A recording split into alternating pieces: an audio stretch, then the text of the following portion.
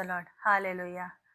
मसीह के मेरे प्रिय भाई बहनों, जो नए विश्वासी हैं या जो पुराने विश्वासी हैं, आज पवित्र आत्मा की प्रेरणा से मुझे ऐसा परमेश्वर ने उभारा कि मैं आपको बताऊं।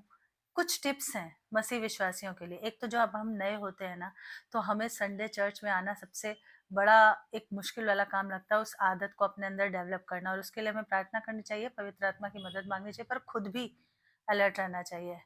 और मैं बीते 2 दशक से भी ज़्यादा समय, शायद तीसरा दशक भी होने वाला है कुछ समय बाद, तो मैं जब नई विश्वासी थी, मुझे तो कभी चर्च जाने को ही नहीं मिलता था, ना मायके में ना ससुराल में। तो मैं तो इतना तड़पती थी चर्च जाने के लिए, और अगर कभी गलती से मौका मिल जाए, तो मैं सुबह 9 बजे की चर्च अटेंड करने के लिए शाम को 7 बजे अपने घर से भाग के निकल जाती थी, जब सब सो रहे होते थे। मम्मी को किसी तरह मस्का लगा के, एक आंटी थी जिनके साथ मैं खान आंटी के साथ चर्च जाती थी, जिनके ज़रिए से मुझे डीजेस दिनाकरन की यीशु बुलाता है बुक मिली थी, और दिनाकरन अंकल के थ्रू मेरा उद्धार हुआ था। और मैं आपको सिर्फ कुछ टिप्स देना चाहती हूँ मसीह परिवारों को, कि संडे को अपने समय की वैल्यू करें। संडे एक मसीह विश्वासी के लिए हाथ पैर फैला के सोने के लिए नहीं होता है। उस दिन उत्साह से भर के, जोश से भर के अपने प्रभु के भवन में दौड़ते हुए जाएं। जब आप ऑफिस लेट नहीं जाते, जब आप स्कूल लेट नहीं जाते, तो संडे चर्च कैसे लेट जाते हो? एक विश्वासी बनने के बाद, बपतिस्मा लेने के बाद, ये बड़े शर्म की बात है कि एक मसीह विश्वासी भाई या बहन संडे चर्च लेट आ रहा है। होना तो ये चाहिए कि शनिवार की शाम से ही पूरे घर के, अगर पूरा घर विश्वासी है, पूरे घर के कपड़े पहले ही अलग रेडी हो जाने चाहिए। खास तौर से बहनों के लिए संडे का खाना एकदम सिंपल। सुबह का खाना अगर आप बना के जाते हैं, एकदम सिंपल। और अगर ऐसा ही है कि नहीं भाई, मेरे घर वालों का तो उस दिन बिना चिकन मटन के गुजारा ही नहीं होगा, तो या तो आप शाम के डिनर में बनाइए, या शनिवार की रात से ही बना के रख दीजिए फ्रिज में। रात भर में कोई हर्ज नहीं हो जाता। पहले हफ्ते के बाकी के दिनों में भी आप ऐसा करती हैं, मुझे मालूम है। संडे के दिन, जिस दिन से चर्च जाने की परमिशन मिली थी मेरे बेटे के जन्म के बाद, मेरे पति के उद्धार के बाद, सबसे पहला काम ये किया था, संडे के दिन बाल धोना छोड़ दिया था। मैं बहनों के लिए खास तौर से बता रही हूँ, संडे हमारे जुल्फें संवारने का दिन नहीं होता है। आप बाल शनिवार को ही धो लीजिए, चाहे आपके शॉर्ट हेयर हों चाहे लॉन्ग हेयर हों।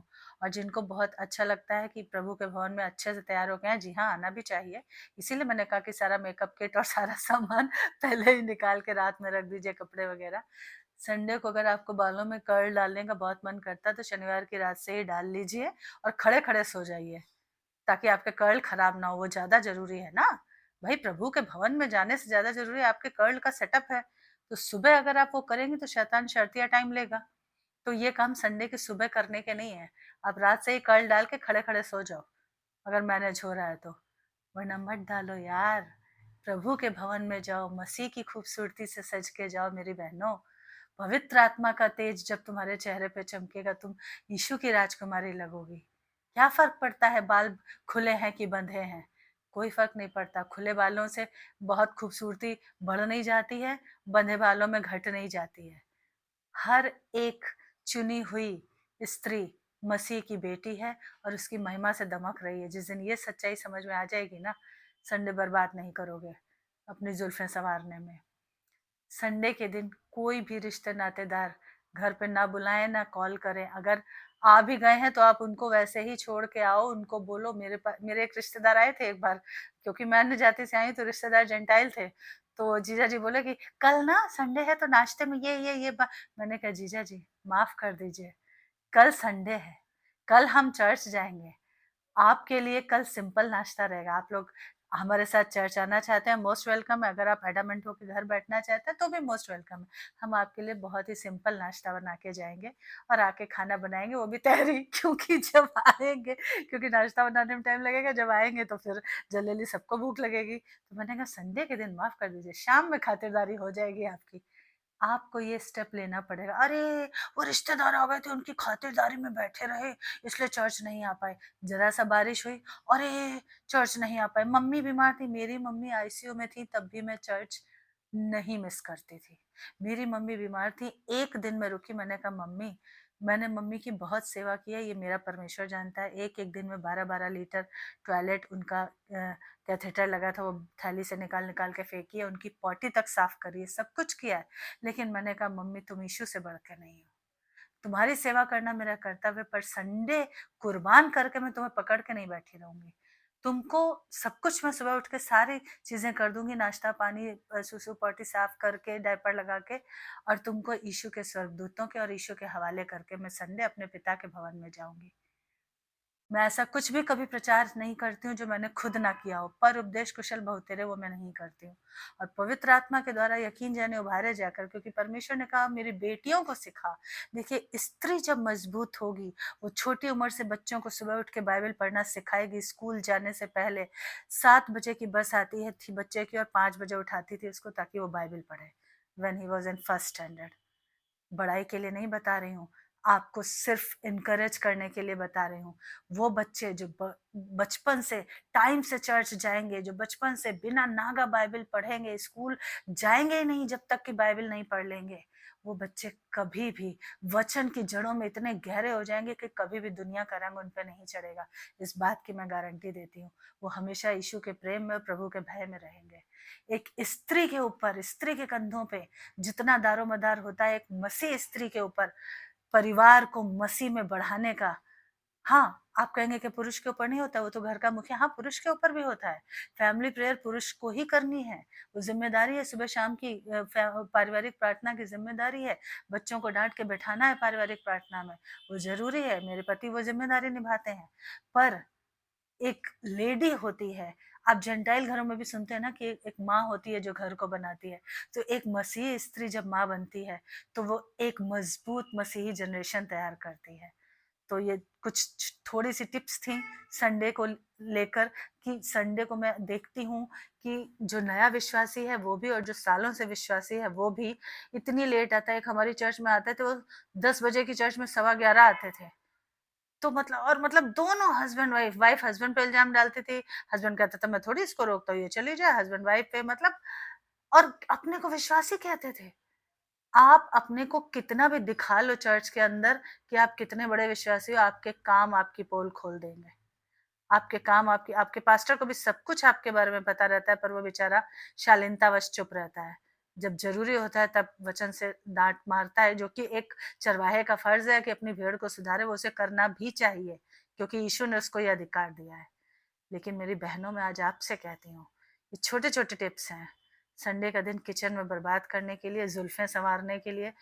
फैशन करिए, बेशक आप लिपस्टिक लगाइए, फाउंडेशन ऐसा, पर उसके लिए आप टाइम लेके उठिए, उसके लिए जल्दी उठिए, बाकी दिनों से जल्दी।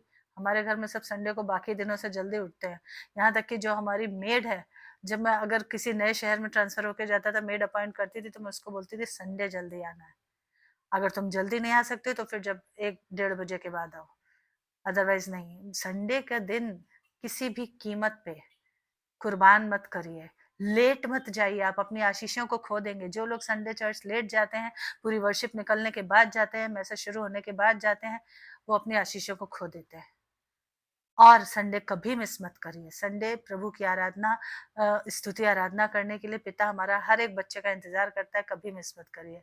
हम चर्च में हमेशा ऐसे जाते थे जबकि म्यूजिशियन अपना म्यूजिक सेट कर रहे होते थे, वर्शिप वाले। उससे पहले ही, कभी कभी तो वर्शिप टीम से पहले ही हम पहुंच जाते थे। 26 सालों से, क्योंकि मैं वो तड़पी हुई स्त्री थी कि मैं वो तड़पी हुई स्त्री थी कि मतलब मुझे छटपटाती थी कि काश कोई कह दे चर्च जाने को। मुझे, जब मेरा उद्धार हुआ था शादी से पहले, मेरे शुरुआती दिनों में मुझे चर्च जाने की परमिशन नहीं थी। मैं तड़पती थी, मैं रोती थी कि कोई तो कह दे कि बेटा चर्च चली जाओ, मैं तुम्हें नहीं डांटूंगा, मैं तुम्हें नहीं रोकूंगी। आज के विश्वासियों को जब मैं देखती हूँ तो लिटरली मेरा हृदय टूट जाता है।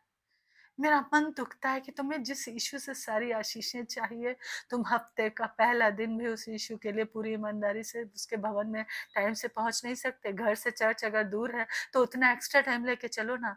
कभी मूवी देखने जाते हो लेट, बोलते हो अरे नहीं नहीं, अब तो 1 घंटे की पिक्चर निकल गई, क्या समझ में आएगा। और कुछ लोग तो ये सोच के चर्च ही नहीं आते कि सिस्टर लेट उठे थे पास्टर जी, इसलिए हमने कहा अब तो 11 बज गए तो अब चर्च ही क्या जाए। ऐसा भी जुर्म मत करो अपने ऊपर, या अन्याय अपने साथ मत करो। आज हमें और आपको ये चीजें बहुत सीखने की जरूरत है, इसलिए शायद पवित्र आत्मा मुझे पिछले 2 दिनों से उभार रहा था, और मुझे लगा कि नहीं, मुझे ये बातें बोलनी है। आई एम श्योर आपको ये बातें पता है, आपके चर्च में भी सिखाई गई होंगी, पर एक बार फिर से मैं आपको रिवीजन कराना चाहती हूँ कि संडे चर्च के टाइम की वैल्यू करो। एक आते थे, वो कहते थे हमने कुत्ता पाला है, तो कुत्ते की वजह से लेट हो जाता है, तो अपने लिए स्टम्बलिंग ब्लॉक पाला ही क्यों? ऐसे कोई भी काम मत कीजिए जो संडे को बाधा हो। जरा सी बारिश हुई नहीं आए, पूछो कि अरे सिस्टर आप क्यों नहीं? अरे वो पास्टर जी मेरी मम्मी बीमार थी, तो मम्मी ने कहा कि मैं ऐसे करूंगी, वैसे मैंने सोचा कहीं मम्मी गड़बड़ ना कर दें। अगर आपको संडे चर्च आने की लगन होती ना, आप विश्वास के साथ प्रार्थना करते कि प्रभु मेरी मम्मी को सद्बुद्धि देना, मम्मी कुछ भी पीछे से गड़बड़ नहीं करेंगी, भले ही ये बूढ़ी हैं पर आराम से लेटी रहेंगी बिस्तर पे, मैं इनको नाश्ता पानी दे के जा रही हूँ, इनको आप संभालना, मैं तो आपके भवन को चली। वो तो आपने किया नहीं। क्यों? क्योंकि आपको खुद बारिश में आने का मन नहीं था और बहाना मम्मी का लगा दिया। बहाने बनाना छोड़िए। और ऐसे लोगों के जीवन को आप देखिए, वो सालों से मसीह हैं, लेकिन वहीं की वहीं है। क्यों? क्योंकि प्रभु के भवन की लगन नहीं है, जबकि यीशु के लिए लिखा है कि तेरे घर की धुन मुझे खा जाएगी।